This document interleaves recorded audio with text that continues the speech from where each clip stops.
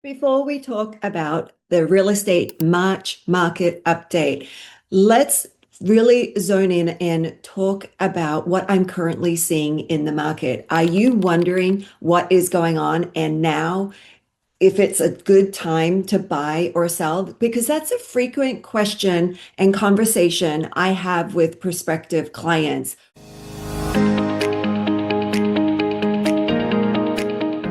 What really is going on in the market right now? Should I wait? Should I wait until after spring or summer? It seems to be a lot of confusion going on whether it is a right time to buy or sell right now. And what I can tell you as we have been going into the spring season, what I have been seeing is there definitely has been, with boots on the ground, experiencing more buyer activity, more buyers coming to the market, and more inventory. So more sellers coming to the market. And what I'm experiencing is we are in our first traditional spring market since pre-COVID, meaning we've had the lowest amount of volume for many, many years now, several years. And this is truly back to what our 30-year norm is with a true spring market where we're actually having a spring real estate season. Today's video, we are going to look at the numbers and the data behind that, and hopefully that brings some clarity to you in the decision that you're trying to make with either buying or selling your home for your next move. So let's jump into the Portland metro area and really reveal what the statistics are showing there. In the Metro Portland area, March showed a noticeable increase in activity compared to February. New listings increased month over month from 2,260 in February to 2,738 in March. And year over year, that's slightly higher than March of last year at 2,667. Pending sales also rose month over month from 1,821 sales to 2,319. And year over year, that's up also from 2,199. So this is really showing that buyers are engaging, that the supply and the demand is there for these new homes that are coming to the market. Closed sales increased from 1,405 in February to 1,790 in March, and compared to last year at 1,613. That definitely reflects strong spring momentum. Pricing remains stable. With that, I mean that the median sales price increased slightly month over month from 525,000 to 543,800,000, and year over year from 542,000. Average price also increased month over month from 614,200 up from 590,600 and above last year's 597,400 numbers. Inventory has also held steady at 3 months of supply and demand, which has remained unchanged month over month and in line with last year, while days on market has 79 days and above last year's 71 days. So what we're seeing overall in the Portland metro market is really healthy real estate market. We're seeing an increase in homes coming to the market. We're seeing an increase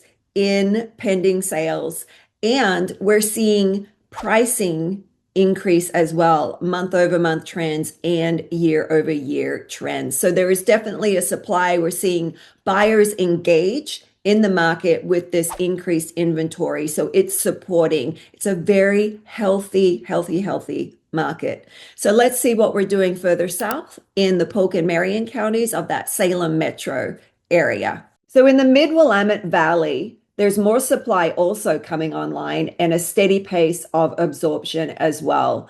New listings increased month over month from 231 in February to 305 in March. And year over year, that's above last year's numbers of 274 as well. Pending sales increased as well from 218 pending sales to 260 month over month and slightly above last year's at 252, which is also showing continued buyer activity. Closed sales held flat month over month at 182 in closed sales and 181 last year. Pricing showed some adjustment. The median sales price moved slightly down month over month from 447,500 to 449,500. So we're still remaining in the mid 450s for the median sales price of the mid-Willamette Valley. Average price declined month over month from 469,200, which is down about $7,000, 476,700, and it's below last year's numbers of 480,400. Inventory decreased from 4.8 months in February to 3.6 months in March, but remains above last year's 2.8 months of inventory.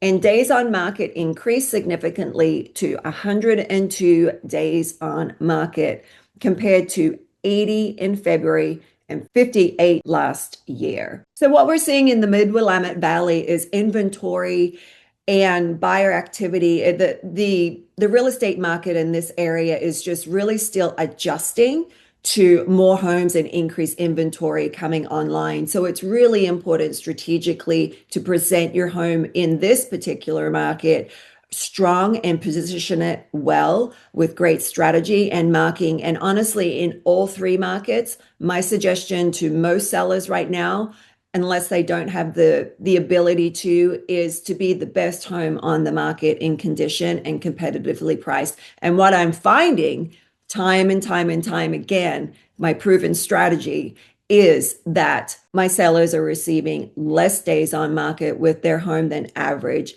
and more desired proceeds. So essentially better bottom line.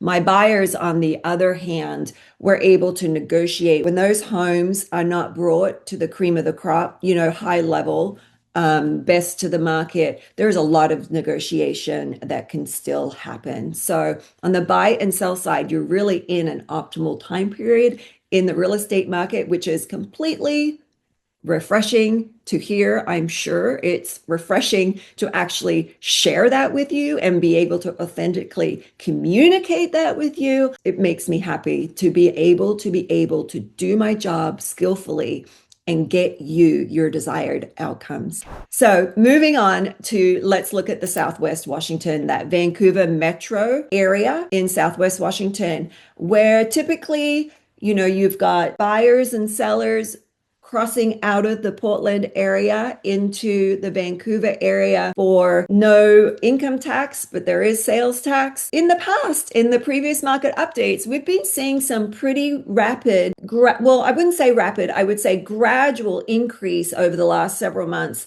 in average sales prices. And so appreciation, that means for Vancouver sellers. I'm interested to share with you what these numbers reveal and see if that pace is still going, because that was truly one of the biggest pros, for moving to Vancouver, because typically the cost of living was less, but with this more gradual appreciation, things are starting to level out a little bit. In Clark County, March reflected continued activity with stable absorption. New listings increased month over month from 657 in February to 794 in March, and year over year from last year was 724. Pending sales also rose from 556 to 667 month over month and above last year's 629. Again, consistently showing buyer engagement here in all three markets. Closed sales increased from 465 in February to 513 in March and above last year's 443, indicating transactions. People are moving through the real estate market. There is movement. Pricing also moved up. The median sales price, here it is, increased from 535,000 to 564,900 month over month, and above last year's at 533,000. The average price also increased to 645,200, up from 624,200,000 and above last year's 604,100. So here you have it. The Vancouver metro market is continuing to slam with price appreciation. And I don't know what's in the water in the Columbia from Portland to Vancouver, but there's something definitely going on that's making the Vancouver metro market more desirable to where we are seeing the price increase. Maybe people are migrating from Portland across. It is still more cost saving benefits because of there being no income tax.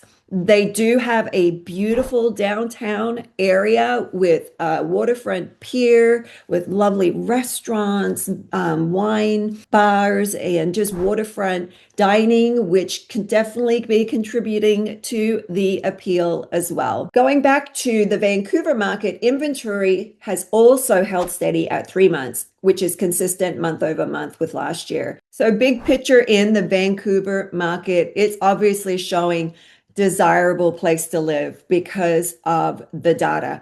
The data is showing that the increase in inventory and the increase in pricing is still sustaining buyers. Buyers are still absorbing and buying, purchasing homes in the Vancouver metro area. It's really become obvious by reviewing the data from March's real estate updates in all of these three areas is that we are in a solid foundation for a real estate market as we are heading into spring. So if you are really kind of on the fence and you are wondering, how do I make the most out of this market for what you're considering with your next move? I have a really proven strategy that I've developed. It comes down to the marketing, pricing, and how you prepare your home for sale and the data that surrounds it and making an informed decision based on the whole picture, everything, because I'm able to guide you at that point on the best strategy. So if you are wanting to know what the secret sauce is to get what you want in today's current real estate market, just drop me a note, reach out, and we'll have a conversation. No pressure at all. And we'll see if now is the right timing for you.